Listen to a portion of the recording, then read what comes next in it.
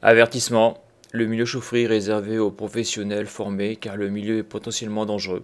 Il y a un risque d'explosion, d'électrocution, d'intoxication mortelle au CO et de brûlures graves pour l'intervenant. Alors dans cette chaufferie, je suis sur un régime IT et donc j'ai mes parafoudres, j'ai mon parafoudre qui est en court-circuit donc sur cette armoire, donc c'est une armoire de GTB. Et donc je suis amené donc à faire des mesures de tension sur le régime IT. Et comme je vous l'ai montré dans la vidéo chaud 139, on va voir que la tension que je mesure entre la phase et le neutre n'est pas de 0 volts. On va dire un peu merdique au niveau câblage. Donc là ce que je voulais faire voir c'est lorsqu'on était en régime IT, lorsqu'on faisait neutre terre, on avait une tension. Donc là je viens de changer ce parafoudre là. Donc là on a 225 volts entre le neutre et la phase, comme on peut le voir. Et là si je fais... Et là donc si je fais neutre terre, donc neutre terre, là je vois que j'ai 17 volts. J'ai 17 volts et si je fais bien sûr terre phase, je dois avoir 230 volts.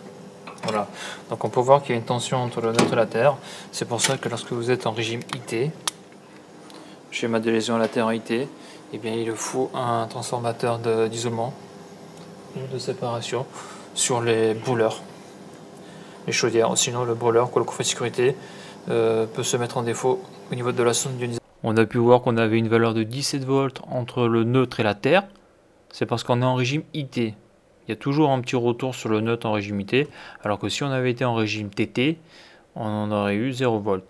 Maintenant, je vais vous montrer ce que je vous disais dans la vidéo précédente, chaud 139, que sur chaque chaudière, ici il y a 2 chaudières atmosphériques, on met un transformateur de séparation sur chaque chaudière pour éviter les problèmes. Donc ici, c'est une chaudière optime à gaz, donc avec un brûleur atmosphérique, et là on peut voir au-dessus, qu'est-ce qu'il y a?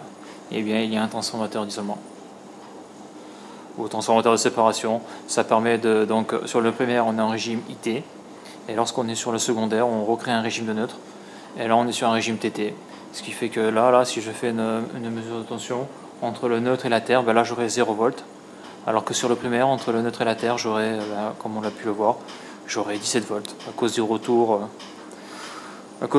qu'il y a sur le neutre, sur les régimes IT, c'est souvent comme ça. Donc voilà pourquoi il faut un transformateur de séparation, qu'on appelle aussi isolement sur chaque chaudière, c'est-à-dire sur chaque coffret de sécurité de chaudière pour la sonde d'ionisation, pour le fonctionnement du relais de flamme. Car sinon, si c'est pas fait, c'est simple, les coffrets récents c'est le défaut flamme direct, et pour les brûleurs, pour les coffres un peu plus anciens, et bien ce qui peut se passer c'est que le courant d'ionisation sera faible et il y aura des pannes intempestives. Alors que là au moins avec ça, il y a 0 panne intempestive au niveau du défaut de flamme. On peut voir sur cette photo les 2 chaudières donc optime à gaz et condense à gaz avec au-dessus leurs 2 transformateurs de séparation. Alors lorsque je suis venu dans cette chaufferie en dépannage, c'était parce que donc la chaufferie ne fonctionnait plus. Donc la GTB était tombée parce que le parafoudre avait cramé. Donc il faut savoir qu'au-dessus d'un parafoudre il y a un disjoncteur. Et en principe, donc, quand un parafoudre ne fonctionne plus, il se met en court-circuit et le disjoncteur doit tomber.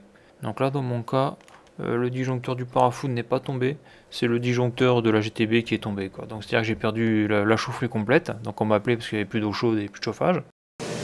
Donc juste pour information, donc là on peut voir un parafoudre donc, qui est neuf. On voit que l'alimentation arrive en haut. Donc à l'intérieur, je crois qu'il y a un éclateur.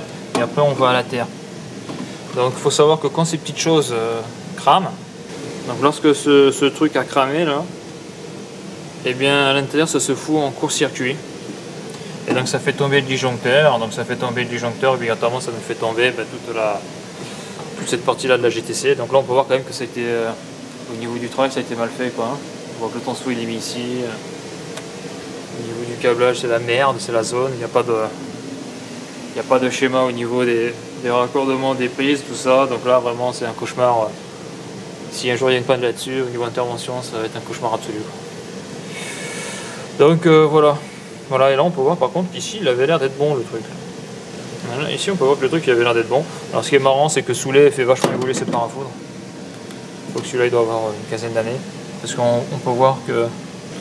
Ouais, donc là on peut voir qu'il y a deux cartouches, quoi, une sur le neutre, une sur la phase, alors que là c'est une cartouche commune. Là on peut voir que sur le neutre, l'intensité max est de 70 000 A, l'intensité nominale est de 30 000 A, alors que sur du côté de la phase, là ici, là, on peut voir que l'intensité max est de 15 000 A et l'intensité nominale est de 5 000 A, alors que là j'ai marqué Imax 15 000 A, donc c'est la même chose, et l'intensité nominale 5 000 A. Ouais. Et là on peut voir que c'est vert. Bon, ok. On voit les parafoudres aussi, là. Protection sur tension.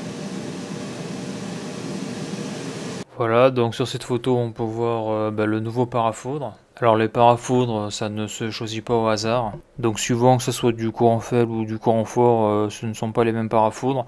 Après vous avez des parafoudres comme on peut le voir là sur le schéma là, à éclateur ou à varistance. Donc moi je suis pas un spécialiste des parafoudres, hein. Ça c'est le genre de choses que l'on fait sous-traiter. Donc si vous avez un souci avec des parafoudres, eh bien le mieux c'est d'appeler carrément le SAV du constructeur de parafoudres. Donc là on peut voir que c'est un schéma de principe des parafoudres sous lait. Donc voilà pour ça et à bientôt pour une prochaine vidéo.